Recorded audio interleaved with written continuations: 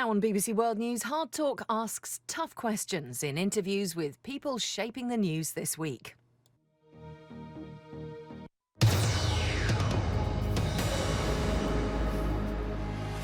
Welcome to Hard Talk. I'm Stephen Sacker.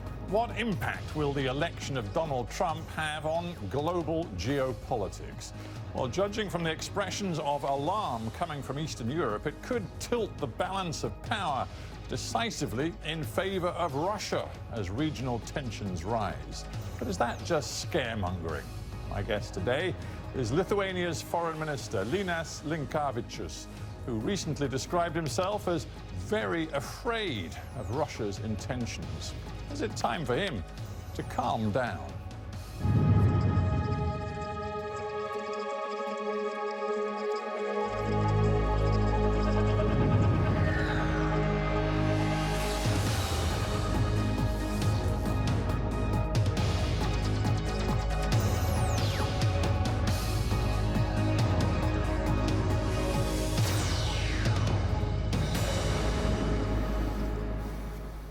Linas Linkevicius, welcome to Hard Talk. Thank you. Just a few days ago, you did something really extraordinary. You told your own people that you were feeling very afraid. Why did you do that? Let's accomplish sentence to the end, because it's no reason to go to the extremes. To be panic or to be relaxed, we should find some middle approach, I believe. But very afraid because of Russia's intentions, you said. You said that over the next couple of months you feared... To be precisely, I was talking about a period before new administration in the US will assume responsibilities. It's end of January, much time to go, and I was talking about that sensitive period. And we should be very vigilant, I said. You said that the Russians may, quote, step up aggression. Russia is not a superpower, it is a super problem. Yes, indeed, because, well, GDP of Russia less than Italy or other European countries.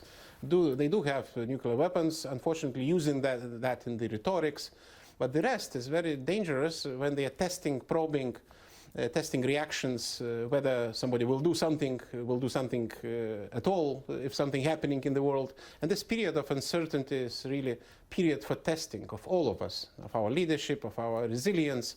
And that was my point. So I was afraid that something will happen in Ukraine or in Syria. Aleppo will be smashed from the ground, for instance, by that time. Yeah. I mean, I think today we're not going to talk so much about Aleppo. We're going to talk about what you fear might happen in your own country and your region. But my country is not isolated. We're living in the continent, which is also surrounded by the tensions. So I'm talking... Of course, but every politician has a choice. You can either seek to calm situations down, or you can stoke the flames of tension and potential conflict. It just strikes me as odd that your government, and I'm just looking at the record of the recent past, you've reintroduced military conscription, you've produced a pretty amazing pamphlet which advises the civilian population on what to do in terms of an invasion from an enemy, and one can only assume you meant Russia. You've also launched a telephone hotline for citizens to report on anyone they suspect of being a spy, again, seemingly aimed at Russia. What on earth is going on? No, on the earth is going very normal things. Really coming back to my... normal. No, look, I know these emotions are important, but it's very important really to find this middle, so to say, position. And we shouldn't scare our people more than it's needed. We also shouldn't relax too much. That's the point. And to do ourselves what we have to do. When we are talking that NATO must remain capable, must react to the current challenges, and it's done, by the way, it's in the process. Decisions which were taken in Wales and later in Warsaw being implemented, and we're very happy with the process, regardless the noise and propaganda. But while expecting that NATO will deliver, we have to do ourselves. So what you mentioned, conscript army. I was former defense minister. Frankly, I was never in favor of abolishing conscripts, but this is now we are back to that. Increase of defense spendings. right? That we are criticized even by President-elect Trump, you know, about spendings. It's legitimate criticism, by the way. But we will give no arguments to skeptics or critics that we will do that, and we are doing already. And the dynamics of the defense spendings increase the best among NATO now. So we are doing what we have to do ourselves. You've raised the spending issue. I was going to save it for a while and get to it later, but let's get to it right now. It's pretty extraordinary as you're telling your own people, family by family, that they should prepare for the possibility of an invasion. You're telling them to look out for spies at home, but your government doesn't even pay the NATO threshold of 2% of GDP on defense spending. Yes, I agree. So why it is not fact which we have now? It's a bit different. We are paying our dynamics of increase the best among NATO now. We're paying 1.8, and by 2018 will be 2%. And, but it makes it seem like you're crying wolf a little bit. You know, you do all of this stuff telling your own people they're in grave danger, but you don't even get serious enough to spend 2% of GDP on defense. You would be right if you would criticize me some years ago, but you are not quite correct because we're talking now. And this is commitment shared by all political parties, is sustainable, and really no reason for whomever to criticize in this regard. But we have all Europeans, we have to be serious on this, and defense spendings, as you know, we are, as you said, right, or I said, 1.8%, but we're number 7 among allies, so it's also at the heart of all of this. Few of allies fulfilling the threshold. That's well, when we'll get back to that later on. But at the heart of all of this is your contention that Vladimir Putin represents a real threat to your region. Yes? It would be a bit not correct if we'll talk just about our region. I think it presents a threat to all the world. But I want to know, what is your specific evidence? Because I'm very mindful that Moscow responds to the sorts of things you say by saying, you've got this the completely wrong way round. We in Russia are responding to NATO expansionism. NATO is putting more and more troops on our western flank. NATO is putting elite forces into exercises unprecedented in the history of the North Atlantic Treaty Organization right on our border. It's NATO that's flexing its muscle, not us. Yeah, this is very good tricks of their propaganda. They use that from all the time. They're very gifted in swap sites to accuse others what they're doing themselves. It's also working quite fairly. And if those who are experts and knowing the situation more precisely, they know that it's nothing even to compare when we're talking about number of troops on the border, jets, activity in the vicinity of our airspace or territorial waters, or number of snap exercises, or concentration of new weapons, be it Iskander, S-400 or modernized jets, nothing by far to compare. You talk about the Iskander missiles. For instance. Nuclear-capable missiles put into Kaliningrad, no, but obviously very close to your territory. But the point is, the Russians say, we see what NATO's up to. There were 4,000 troops in Lithuania on the Operation Iron Sword exercise. I just went to Poland earlier this year, spoke to General Ben Hodges, the chief of the US commander of NATO forces. He was telling me about all the preparations they are making to repel a Russian attack with vast numbers of troops in a rapid response force. NATO is making these plans right on Russia's border. What's Vladimir Putin supposed to do? So he says that, but again, as I said, nothing to compare when we're talking about numbers, about frequency of exercises.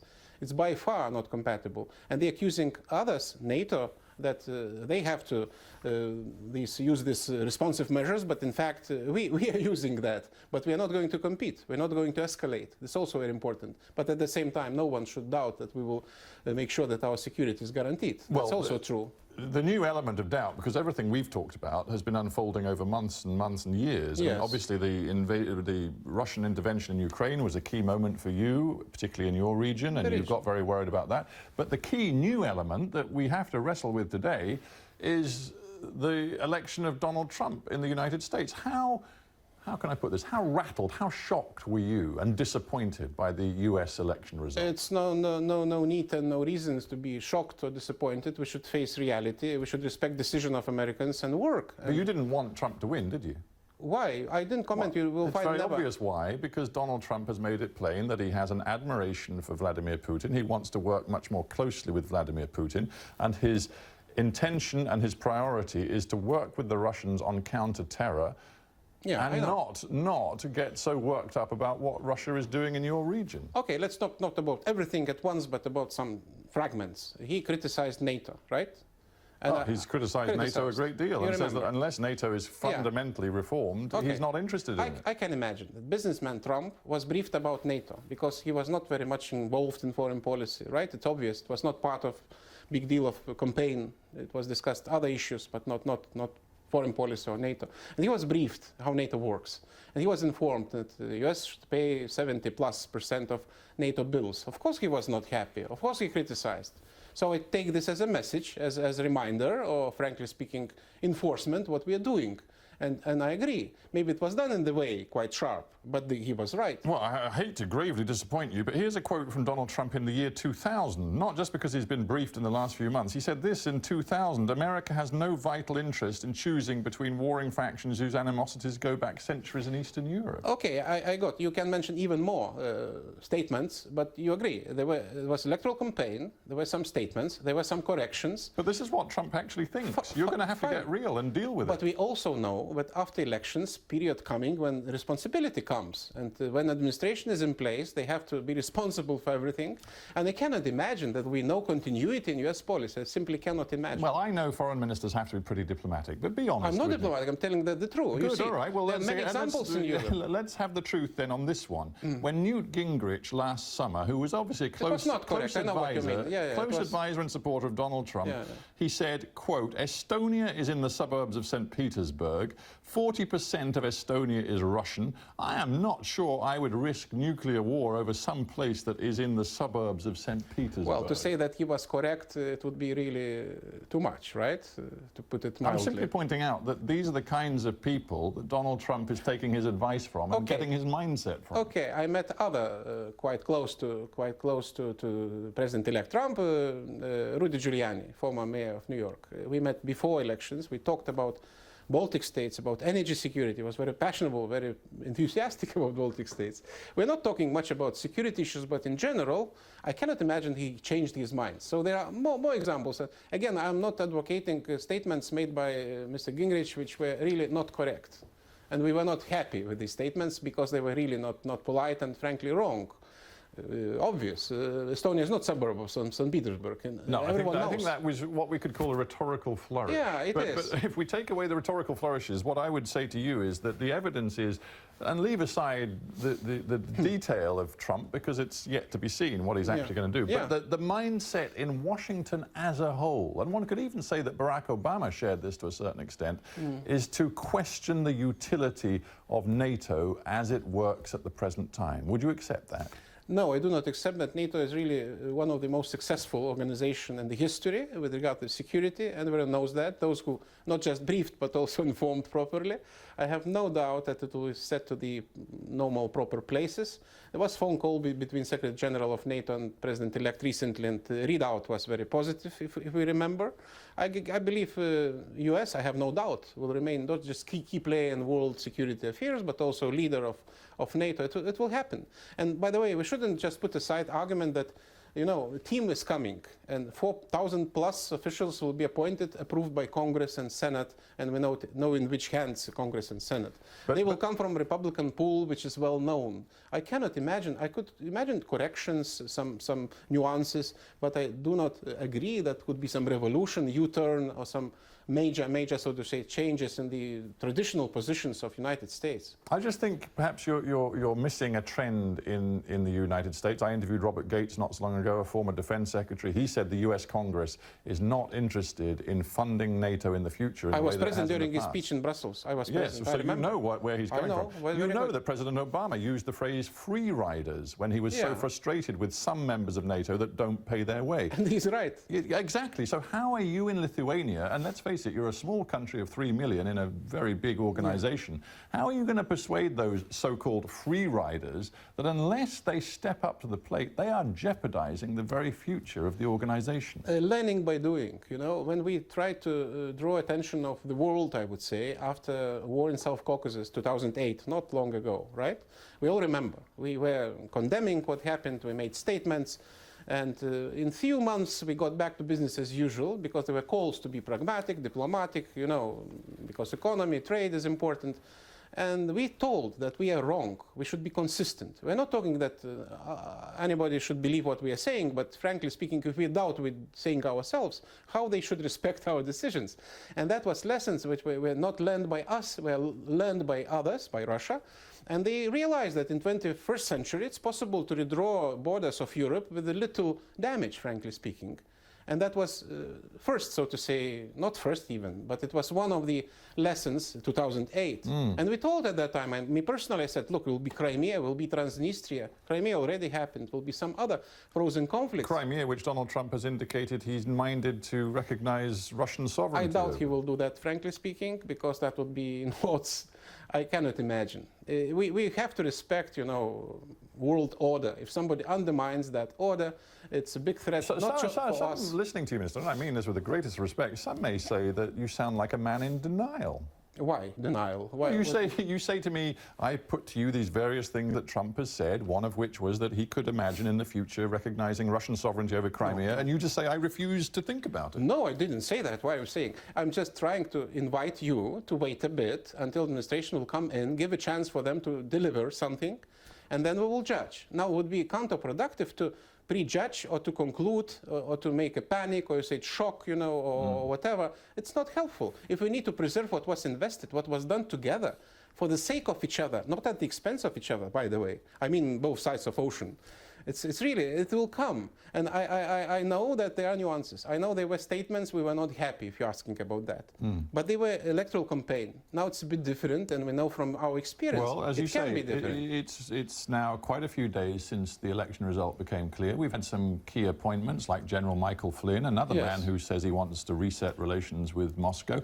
I just am interested to know whether any of these people have reached out to your government since the election Directly victory. to us on behalf of Trump team. There were some congressmen sending some messages, I remember, saying that, look, if something will happen, it was addressed to Baltic states and Poland, we will be there, Trump will be there if necessary. There were some statements.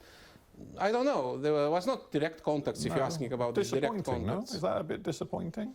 Well, let's not jump to any conclusion. It's not professional to be disappointed. It's professional to be focused and to gain on for what we'd like to see. All right, well, if it's not professional to be disappointed, let me not express disappointment, but some surprise that you, after having told me everything about the need for NATO to be strong, to stick together, to show a clear message to Vladimir Putin, how many troops does your country actually provide right now to the NATO Rapid Response Force?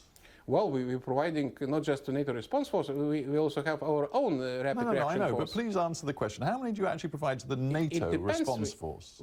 We are sending up to 1,000, even more sometimes. As I understood it from the reading I've done, you currently provide just over 200 infantry troops. It depends when. But we have our own Doesn't sound like very many, 200. We have to 2,500 our own rapid reaction troops. Yeah, but that's different. But Why this is about the a contribution to NATO. No, I know, but it's the whole point about NATO. NATO is demanding much greater solidarity. Okay, we are a small country. Our total size of our force is really not big. Nobody expects quantity, expects quality. So we're providing very high quality special troops. They are active in the operations in Afghanistan, and you can ask those with whom they are cooperating, and they are very, very highly assessing that performance. So the quality of what we are providing is really sufficient in my view, really. Quantity definitely will not be impressive, but it's not our goal.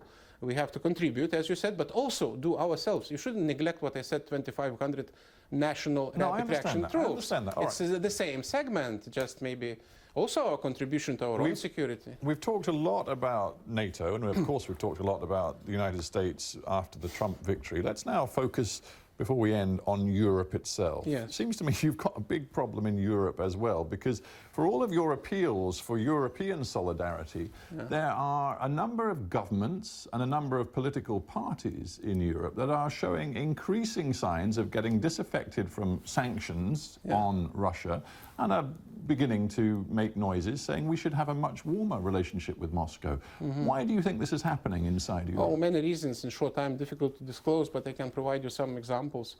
When we are talking about our legacy, about our experience, right, how we feel, how we assess the situation, it's one story.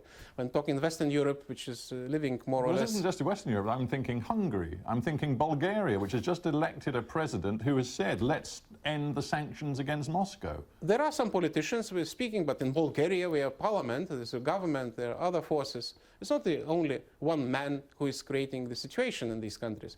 But the problem is, and you quite rightly noticed, and this is applicable to Europe and also overseas, populism taking over, and people not listening to the arguments. They're taking decisions by emotions. And all politicians should feel responsible for that. Why do you think it is that populism involves, in some countries, a support for warmer relations with Putin? Lack of leadership, reacting not in time, but too late, too little, missing the target. And you didn't want to touch up Aleppo, but let me mention simply why we are talking. Summits, family photos, organizations in charge, right? United Nations, name it. And people being killed, women, children, as we speak.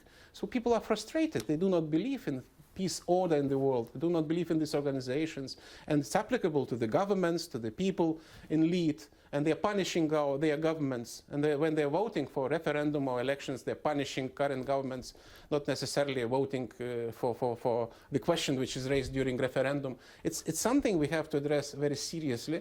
Otherwise, we will lose the catch, everywhere. And this is really big symptoms of big disease. See, there are intelligence officials in the United States and in Europe too, and commentators who say that Russia's playing a very clever game here. They're using information, propaganda, other forms of reach out to people and parties in Europe. I can say more. In conventional warfare, it was artillery attack before real battle, usually on the eve. Now it's no need to use artillery. You can brainwash and then to send troops. Brainwash. Well, that's a big word. You're saying Moscow has a program of brainwashing Europeans? It was done in Crimea. Before annexing Crimea, it brainwashed the people by state-controlled media, spreading lies. It was a big weapon, which is not yet estimated by all of us. They're doing the same thing in Europe? Everywhere, also in UK, in France, in Italy. Well, evidence. Give me evidence. If people are complacent of what they're doing, if there are ideas, let's not do something because it's provocative. Let's not say it too sharp because it's provocative. It's wrong. Non-doing is provocative. Not acting when you need to act is provocative. Yeah, but you used the word brainwashing, and I'm not hearing any evidence of brainwashing. In Crimea, people were convinced by state media that bandits and fascists coming from Kiev to kill them. It was well known. We know that from our sources. They really were scared, and they welcomed Russian soldiers who came to save them. This is the effect of the massive psychological attack. But that's brainwashing. What is that? How it could be called in your view? Yeah, but what I see no evidence from your answers is brainwashing in Europe. There have been allegations. For example, a Russian bank gave Marine Le Pen's party some money. I've discussed it with her. She said very plainly, I just wanted the money. It was nothing. If party is financed by sources from outside, and it's okay for people. It's fine with everyone, really. So resilience, it's really very, very low. Or if you have referendum in some country taking hostage Ukraine, as it was in Netherlands, for instance. So you see this as part of a pattern? Also people, we're starting to realize something when it comes close, personally, as it was MH17 disaster. Safeguard these lessons. But if you agree, after MH17, thinking was different than before. Why? Because it happened here, not somewhere else. And we have to understand that if something happening in Europe, even it's far away, it's our continent. But we must end, but maybe we should end with this thought. Isn't the truth, everything we've discussed, from the triumph of Trump, the messages he's delivering, the divisions within the European family and within NATO, isn't the truth that right now it looks as though Vladimir Putin is getting his way? He's always getting his way because he's just testing, probing, testing whether we will react, if react, how we will react, if no reaction, so he's continues to do what he has to do, and that's his method. So it's just applicable all the time, all regions of conflicts. So you are still very afraid? But it would be wrong if I may correct your question that it's just for us, it's our problem. You're always saying Baltic problem. It's our own problem, Time will come and we'll see ourselves, but how many wake-up calls needed to wake up? It depends on personality, right? So better to wake up when it is time to wake up. We have to end there, but Linas Linkevicius, thank you very much for being on Hard Talk. Appreciate it. Thank you, Minister. Thanks.